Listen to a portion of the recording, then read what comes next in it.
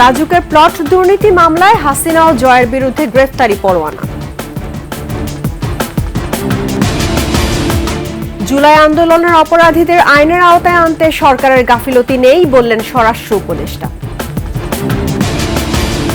BPL এর ticket বিক্রি সহ নানা অনিয়মের অভিযোগে বিসিবিতে দুদকের অভিযান।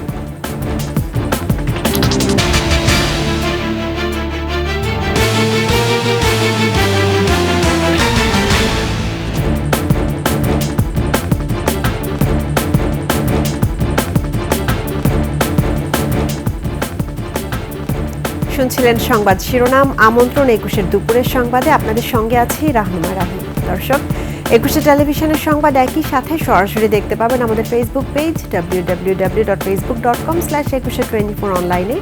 এছাড়া সাবস্ক্রাইব করতে পারেন www.youtube.com/21tv চ্যানেলে।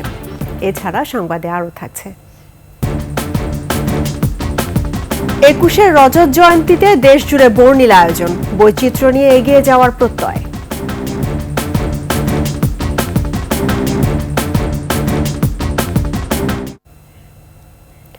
রাজধানী উন্নয়ন কর্তৃপক্ষের প্লট বরাদ্দে দুর্নীতির অভিযোগে দুদকের মামলায় শেখ হাসিনা ও তার ছেলে সজীব ওয়াজেদ জয় সহ ২৯ জনের বিরুদ্ধে গ্রেফতারি পরোয়ানা জারি করেছেন আদালত। ঢাকার মেট্রোপলিটন সিনিয়র স্পেশাল জাজ জাকির হোসেন গালিবের আদালত দুদকের দেয়া চার্জশিট আমলে গ্রহণ করেন। এর মধ্যে এক মামলায় ১২ জন ও অন্য মামলায় ১৭ জন আসামি। আসামিরা পলাতক থাকায় আদালত তাদের বিরুদ্ধে গ্রেফতারি পরোয়ানা জারি করেছেন। অন্য আসামিদের মধ্যে রয়েছেন জাতীয় গৃহায়ণ ও গণপূর্ত মন্ত্রণালয়ের প্রশাসনিক কর্মকর্তা মোহাম্মদ সাইফুল ইসলাম সরকার, জ্যেষ্ঠ সহকারী সচিব পুরবী গোলদার, অতিরিক্ত সচিব কাজী ওয়াসি উদ্দিন, সচিব মোহাম্মদ শহীদুল্লাহ খন্দকার, রাজুকের সাবেক চেয়ারম্যানের পিএ মোহাম্মদ আনিসুর রহমান মিয়া, রাজুকের সাবেক সদস্য মোহাম্মদ খুরশিদ আলম, কবির আল আসাদ সহ অন্যান্যরা। মোহাম্মদ সালাউদ্দিন এবং শরীফ আহমেদ তদন্তপ্রাপ্ত আসামি। জুলাই আন্দোলনের অপরাধীদের আইনের আওতায় আনার ক্ষেত্রে সরকারের কোনো গাফিলতি নেই বলে জানিয়েছেন স্বরাষ্ট্র উপদেষ্টা জাহাঙ্গীর আলম চৌধুরী। সচিবালয়ে তিনি সাংবাদিকদের আরও বলেন, রাঘব বোয়াল কাউকে ছাড় দেয়া হবে না। আমরা কিন্তু রাঘব বোয়াল কারে ছাড় দিচ্ছি না, কিন্তু রাঘব বোয়ালটা তো আমার জালে আসতে হবে। আমার জালে আসার আগ পর্যন্ত তো আমি তারে ধরতে পারতেছি না। আমার জালে যেটাই আসতেছে আমরা কিন্তু ওইটারই ধরতেছি। আপনি একটা যদি বলেন যে জালে আসার পরে আমি ছেড়ে দিছি, তো আমার বলতে পারেন। জুলাই আগস্টে ছাত্র আন্দোলনে আশুলিয়ায় লাশ পোড়ানোর ঘটনায় জড়িত ৩ পুলিশ কর্মকর্তাকে আন্তর্জাতিক অপরাধ ট্রাইব্যুনালে গ্রেফতার দেখিয়ে কারাগারে পাঠানোর নির্দেশ দেওয়া হয়েছে। এই ৩ পুলিশ কর্মকর্তা হলেন ঢাকা জেলার সাবেক অতিরিক্ত পুলিশ সুপার আবদুল্লাহ হিল কাফি, ঢাকা জেলা পুলিশের সাবেক অতিরিক্ত সুপার শাহিদুল ইসলাম ও সাবেক ডিবি পরিদর্শক আরাফাত হোসেন। ৫ আগস্ট আশুলিয়ায় ৬ তরুণকে গুলি করে হত্যার পর পুলিশ ভ্যানে রেখে আগুন লাগিয়ে দেন পুলিশ সদস্যরা। যখন এসব মরদেহে আগুন দেওয়া হচ্ছিল তখন একজন জীবিত ছিলেন। জীবিত থাকা অবস্থায় তার গায়ে পেট্রোল ঢেলে আগুন দেওয়া হয়।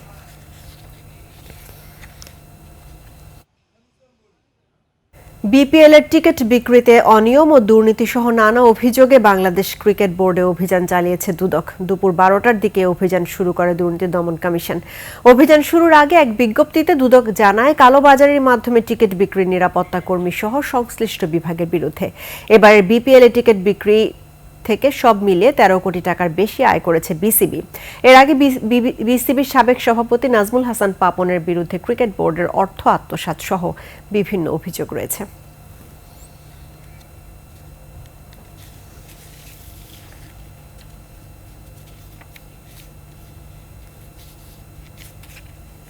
তখন ২ অথবা ৩টা টিম এখানে শুধুমাত্র আবেদন করত, তা থেকেই তারা বাছাই করত ২টা অথবা একটা টিম এরকম। কিন্তু এবছর দেখা গেছে যে আপনার ফি যখন ১ লক্ষ টাকা করে দিল, তখন ৬০টা ক্লাব হচ্ছে অ্যাপ্লাই করেছে। এখন আমাদের কথা হলো যে কেন আগের বছরগুলোতে ২টা বা ৩টা টিম অ্যাপ্লাই করত ক্লাব কোয়ালিফাইং এর জন্য, আর এখন কেন একসাথে মানে ৬০টা টিম অ্যাপ্লাই করেছে। হল খুলে দেওয়ার দাবিতে প্রশাসনিক ভবনের সামনে তৃতীয় দিনের মতো অবস্থান করছে খুলনা প্রকৌশল ও প্রযুক্তি বিশ্ববিদ্যালয় কুয়েটের আন্দোলনকারী শিক্ষার্থীরা। রোববার দুপুর থেকে অবস্থান কর্মসূচি অব্যাহত রেখেছেন তারা। সোমবার সন্ধ্যায় বিশ্ববিদ্যালয়ের 101তম সিন্ডিকেট সভা হয়। সভায় 18 ও 19 ফেব্রুয়ারি সহিংসতার ঘটনায় 37 শিক্ষার্থীকে সামরিক বহিষ্কার সিদ্ধান্ত হয়। এছাড়া আবাসিক হল খোলা হবে 2 মে এবং শিক্ষা কার্যক্রম 4 মে থেকে শুরু হবে বলেও জানানো হয়। দুদল শিক্ষার্থী সংঘর্ষের ঘটনায় 25 ফেব্রুয়ারি অনির্দিষ্টকালের জন্য একাডেমিক ও প্রশাসনিক কার্যক্রম বন্ধ করে ছাত্রদের হল ত্যাগের নির্দেশ দেওয়া হয়।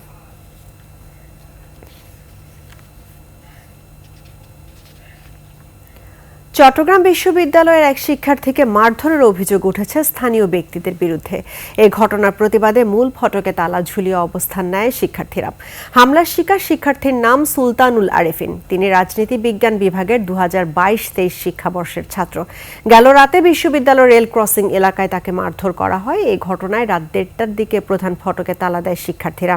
আজ সকালে ক্যাম্পাসে প্রবেশ করেন শিক্ষার্থীরা, তবে বিশ্ববিদ্যালয়ের ক্লাস ও পরীক্ষা স্বাভাবিক আছে। শিক্ষার্থীদের অভিযোগ, স্থানীয়রা শিক্ষার্থীদের ওপর বারবার হামলা করলেও কোনো প্রতিকার হয় না।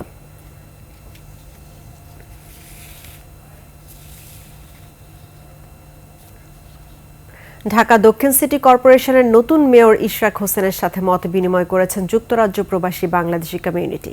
লন্ডনের একটি হোটেলে সোমবার এই মত বিনিময়ের আয়োজন করা হয়। উপস্থিত ছিলেন যুক্তরাজ্য বিএনপি অঙ্গ ও সহযোগী সংগঠনের নেতৃবৃন্দ, ছিলেন নাগরিক সমাজের প্রতিনিধিরা। এ সময় ফুল দিয়ে ঢাকার নতুন মেয়রকে বরণ করে নেন তারা। দেন পরিবেশ দূষণ ও যানজটমুক্ত নতুন ঢাকা গড়ে তোলার পরামর্শ। সকল ধরনের নাগরিক সেবা নিশ্চিত করতে লন্ডনের অভিজ্ঞতা কাজে লাগানোর কথা বলেন তারা। সভা শেষে দেশনেত্রী বেগম খালেদা জিয়ার সুস্থতা কামনায় দোয়া ও মোনাজাত করা হয়।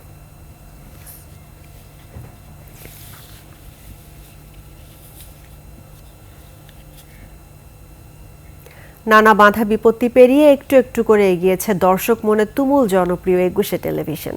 আর তাই তো জন্মদিনে প্রিয় 21-কে ভালোবেসে শুভেচ্ছা জানাতে আসেন শুভানুধ্যায়ীরা। শাকের আরজুর রিপোর্ট।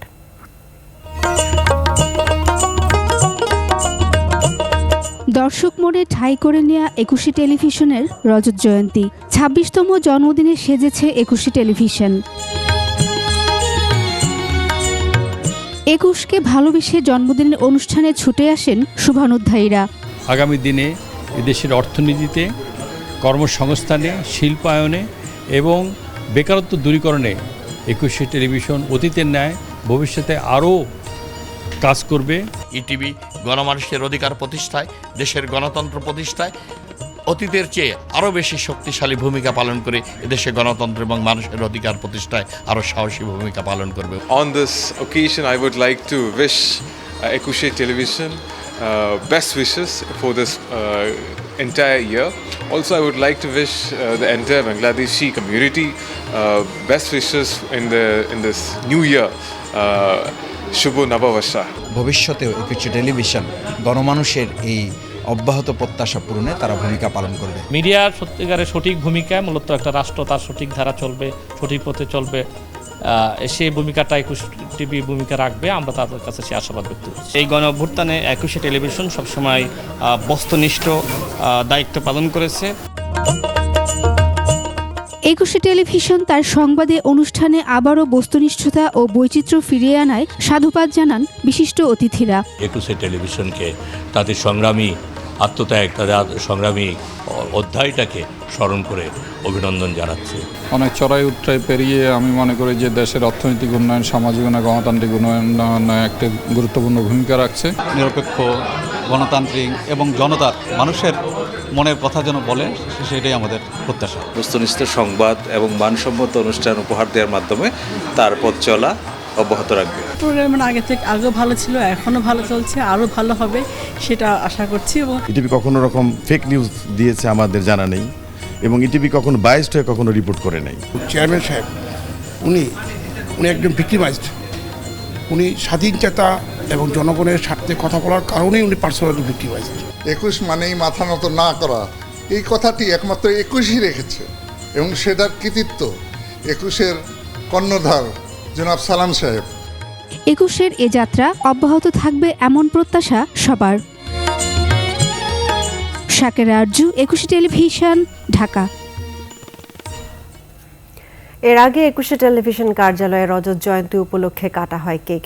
সে সময় সবার ঐক্যবদ্ধ প্রচেষ্টা 21শে টেলিভিশনকে সামনে এগিয়ে নিয়ে যাওয়ার প্রত্যয়ে জানান প্রতিষ্ঠানটির চেয়ারম্যান ও CEO Abdus Salam, ইটিভির vice chairman ও ম্যানেজিং ডিরেক্টর তাসনুভা মাহবুব সালাম। আরও জানাচ্ছেন নাহিদ সিরাজি নিম্মি।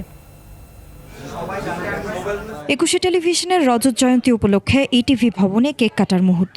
উপস্থিত ছিলেন প্রতিষ্ঠানটির চেয়ারম্যান ও CEO Abdus Salam, vice chairman ও ম্যানেজিং ডিরেক্টর তাসনুভা মাহবুব সালাম সহ আরও অনেকে। কেক কাটার মুহূর্তে নিজেদের অনুভূতির কথা জানান 21শে টেলিভিশনের দুই কর্ণধার। এখনও যে 21-এর প্রতি ভালোবাসা, আমার প্রতি ভালোবাসা এবং বিশ্বাস যে মানুষের, দর্শকের, শুভানুদ্দেশীদের আছে, তার জন্য তাদেরকে কৃতজ্ঞতাবোধ জানাই। বিশেষত কৃতজ্ঞতাবোধ জানাই এই জুলাই বিপ্লবের ছাত্র জনতার ছেলে মেয়েদের। 9 বছর তো এরকম কিছু হয়নি, যেহেতু আমরাও ছিলাম না। 9 বছর আসলে এটা একটা ব্যাড একটা এক্সপিরিয়েন্স ছিল, বাট ইনশাল্লাহ এরকম আর হবে না। এখন আমরা মুক্ত বাতাসে কথা বলতে পারি, we have that freedom of speech, and এটা কন্টিনিউ রাখার জন্য অ্যাকচুয়ালি একা করলে হবে না, আমাদের ইউনাইটেডলি কাজ করতে হবে। আয়োজনে আরও উপস্থিত ছিলেন এবি পার্টির সাধারণ সম্পাদক ও পাকিস্তান হাইকমিশনের কাউন্সিলর সহ আরও অনেকেই। It was really delighted to meet the ETV team, and I'm really impressed by their hospitality, and also really impressed by the views and thoughts of the chairman of doing the media collaboration with Pakistan and Bangladesh. গত 16 বছরে বাংলাদেশের গণমাধ্যমের উপরে যে ঝড় গেছে, এবং এই ঝড়টা শুধু একটা গণমাধ্যম না, টোটাল গণমাধ্যমের উপর দিয়ে গেছে, এবং গণমাধ্যমের উদ্যোক্তা মালিক পক্ষরা বিভিন্ন সময় এটা সাফার করেছেন। সালাম ভাই নিজেও এটা সাফার করেছেন। একজন উদ্যোক্তা এবং বিনিয়োগকারী এবং যিনি এরকম একটা বড় অবদান রেখেছেন আমাদের গণমাধ্যমে, তাকে হেনস্থা করাটা আমাদের ভালো অভিজ্ঞতা না। দিনভরই শুভানুধ্যায়ীদের ভালোবাসায় সিক্ত হয় 21শে পরিবার। নাহিদ সিরাজি নিম্মি, 21শে টেলিভিশন, ঢাকা। নিচ্ছি সংবাদ বিরতি। যখন ফিরছি তখন অন্যান্য খবরের সঙ্গে আরও থাকবে। সমুদ্রে মাছ আহরণে 58 দিনের নিষেধাজ্ঞা, সহায়তা পাবেন জেলেরা। আমন্ত্রণ আবারও দুপুরের 21শে সংবাদে। সমুদ্রে মাছের প্রজনন ও উৎপাদন বাড়াতে সামুদ্রিক মৎস্য সম্পদ সংরক্ষণ ও টেকসই মৎস্য আহরণে মাছ ধরায় 58 দিনের নিষেধাজ্ঞা দিয়েছে মৎস্য ও প্রাণী সম্পদ মন্ত্রণালয়। আজ থেকে 11 জুন পর্যন্ত থাকবে এই নিষেধাজ্ঞা। এবারই প্রথম ভারত ও বাংলাদেশে একই সাথে নিষেধাজ্ঞা কার্যকর হচ্ছে। প্রতিনিধিদের তথ্যচিত্রে বিস্তারিত ডেস্ক রিপোর্টে। সামুদ্রিক 475 প্রজাতির মাছের অবাধ প্রজনন ও জাটকা সংরক্ষণে বঙ্গোপসাগরে সব ধরনের মাছ ধরায় চলছে 58 দিনের নিষেধাজ্ঞা। 11 জুন পর্যন্ত সব ধরনের নৌযান দিয়ে যে কোনো প্রজাতির মৎস্য আহরণ নিষিদ্ধ ঘোষণা করা হয়েছে। আগের বছরগুলোতে বাংলাদেশের জলসীমায় মাছ ধরায় নিষেধাজ্ঞা ছিল 20 থেকে 23 জুলাই, আর ভারতীয় জেলেদের 15 এপ্রিল থেকে 13 জুন। ফলে যখন বাংলাদেশের জেলেরা অবরোধে অলস সময় কাটাতেন, তখন দাপিয়ে বেড়াতো ভারতীয় জেলেরা। তবে এবার একই সময়ে নিষেধাজ্ঞা কার্যকর হওয়ায় খুশি তারা। আমাদের এতদিন দাবি ছিল ভারতের লগে একসাথে অবরোধ দেওয়া, ভারতের সাথে মিল রেখে অভিযান দেওয়ার জন্য আমাদের জন্য খুব ভালো হয়েছে। নিষেধাজ্ঞার সময়ে সমুদ্রে কোস্টগার্ড, নৌবাহিনী ও মৎস্য বিভাগ টহল পরিচালনা করবে। জেলেদের মধ্যে দীর্ঘদিনের একটা অসন্তোষ ছিল। তারা আগে যে 65 দিন অবরোধ ছিল, এই অবরোধের মধ্যেও ভারতীয় জেলেদের অবরোধ শেষ হয়ে যাওয়ার পরেও প্রায় 39 দিন কিন্তু বাংলাদেশি জেলেরা সমুদ্র সীমায় মাছ ধরতে পারতো না। আমাদের বঙ্গোপসাগর পুরোটাই কিন্তু এই মৎস্য আহরণ নিশ্চিত হওয়ার, আহরণটা বন্ধ নিশ্চিত হওয়ার ফলে মাছের যে প্রযোজন এবং বংশবৃদ্ধি এটা কিন্তু ব্যাপক হারে বাড়বে।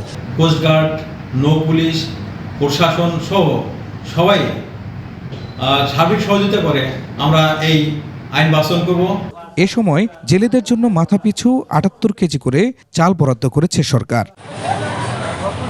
খুরশিদ আলম, ডেস্ক রিপোর্ট, 21শে টেলিভিশন। আর এরই সঙ্গে শেষ করছি দুপুরের 21শে সংবাদ। তবে যাবার আগে সংবাদ শিরোনামগুলো জানাবো আরও একবার। রাজুকের প্লট দুর্নীতি মামলায় হাসিনা ও জয়ের বিরুদ্ধে গ্রেফতারি পরোয়ানা।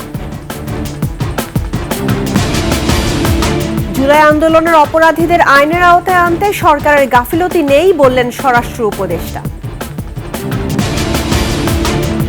বিপিএল এর টিকিট বিক্রি সহ নানা অনিয়মের অভিযোগে বিসিবিতে দুদকের অভিযান।